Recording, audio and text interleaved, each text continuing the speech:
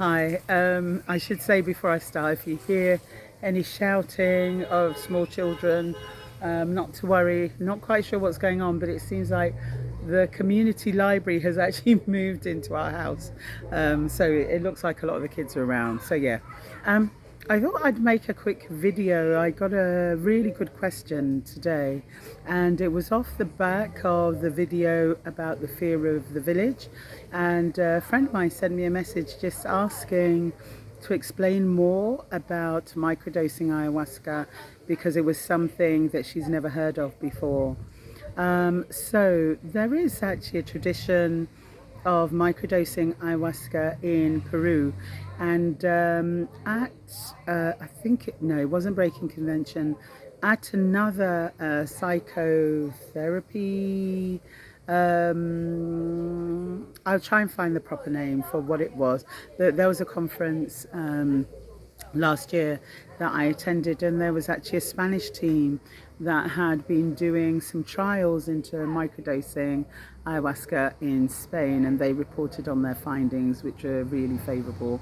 So I've been helping people to microdose with ayahuasca now for a few years, and I use it for various things. So the recipe for ayahuasca that I used is based on a recipe that I learned from Benjamin Mudge.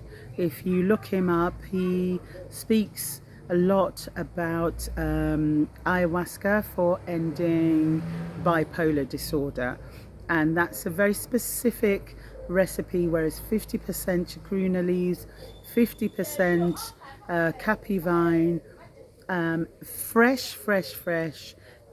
It must not be left on the side to ferment, because if it ferments, then you get alcohol, and you cannot have alcohol in your ayahuasca if you have bipolar disorder. So I make my ayahuasca in that same recipe that I learned from him, that he may have learned from others, but I learned it from him. So he's the person that I credit. But I also, there are some people who microdose, and this might have to be a part 1 and part 2 video. So if it's the first time that you've ever taken ayahuasca, then I will normally give you a small dose to microdose with, because it is possible the very first time you take ayahuasca for your stomach to eat up the DMT and for you not to trip. So that's why most people, if they've never had ayahuasca before, they will be given a small measure to have. Okay, part 2. Part 2, I am talking about microdosing ayahuasca. So in part 1, I talked about the first reason why some of my clients may microdose ayahuasca or will microdose ayahuasca is because it's the very first time that they've taken ayahuasca, is to get ayahuasca, their stomach used to ayahuasca, so that the stomach does not eat up the ayahuasca the first time they take it, because well, it ends up costing me.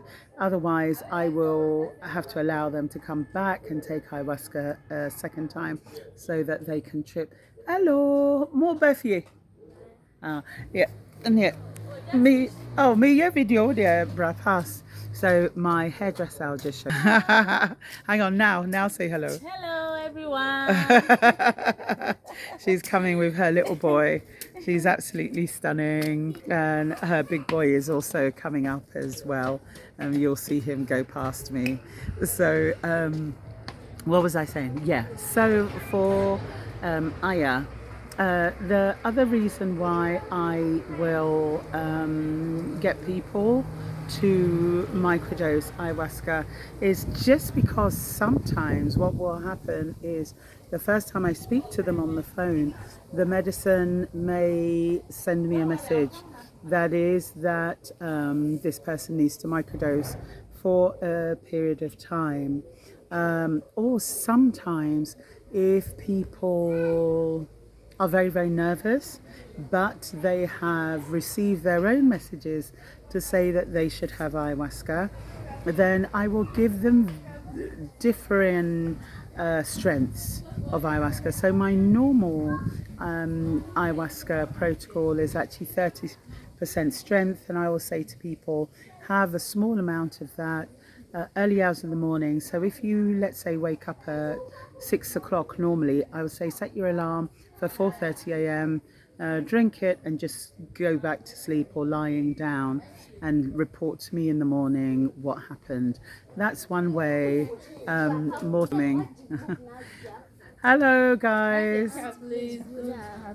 Good afternoon.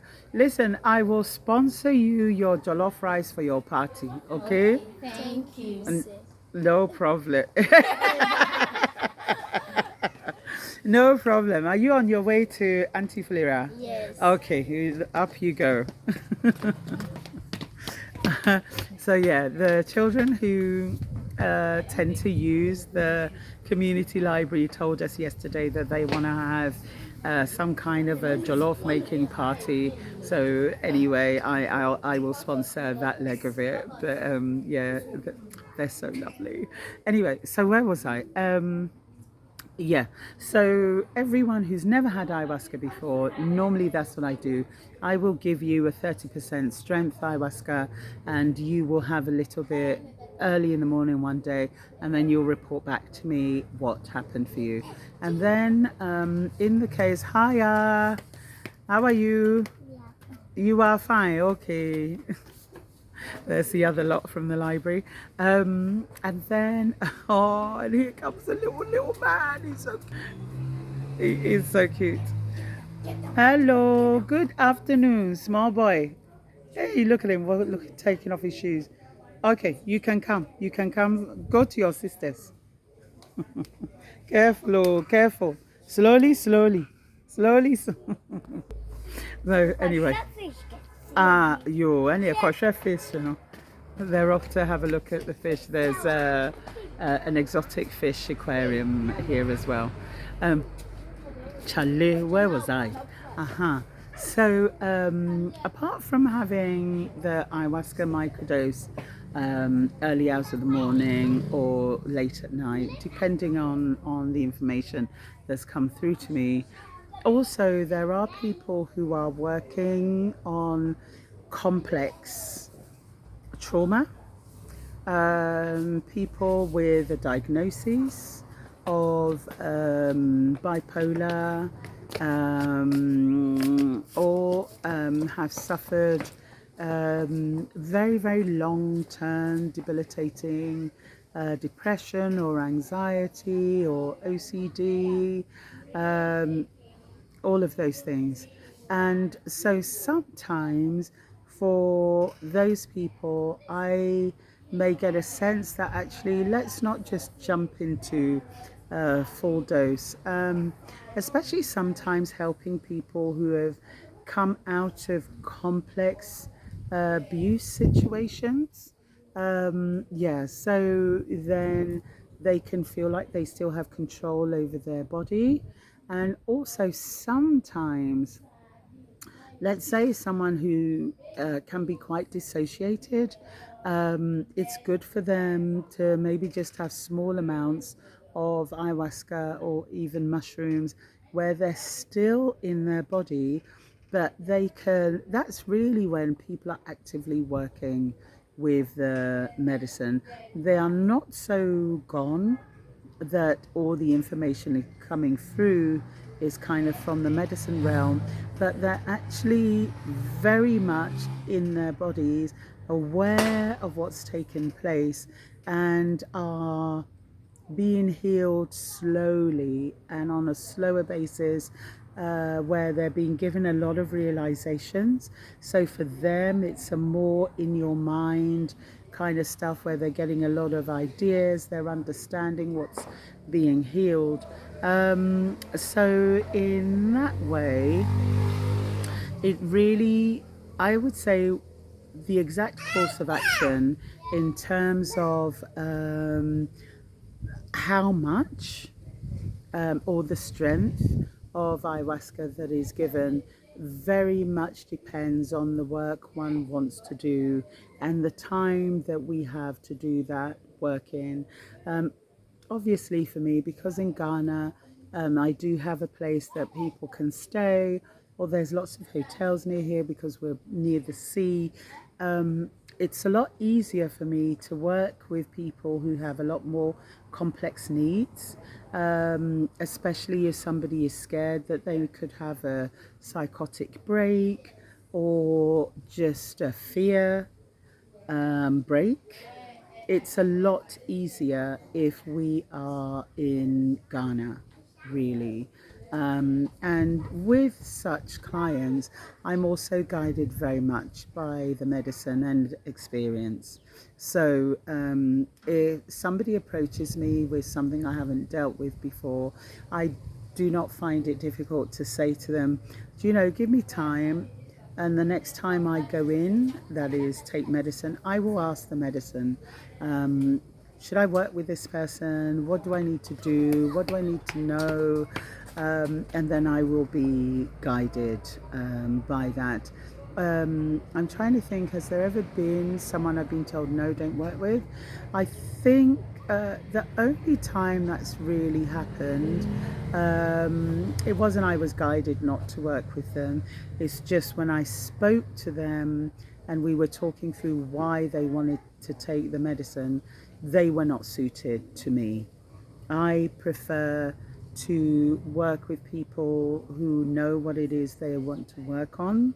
Um, I think that's all I can say about that really at the moment. So I hope I've answered the question about why microdose and the different spaces and times why I would put somebody on a microdosing regime. I have been more leaning towards people microdosing in my home. Um, yeah, but as per usual, I think with these things, I do tend to play it by ear. If somebody's very, very experienced, I don't mind giving them a weaker, like 50% or 30% strength ayahuasca to go home and microdose with. But even then, I'm kind of careful. I won't give you too much, just in case of just in case. That's what we say in Ghana, just in case of just in case. So, yeah, um, I hope I've kind of answered the question about why microdose and who to microdose. Okay, so I think I'm going to record something else.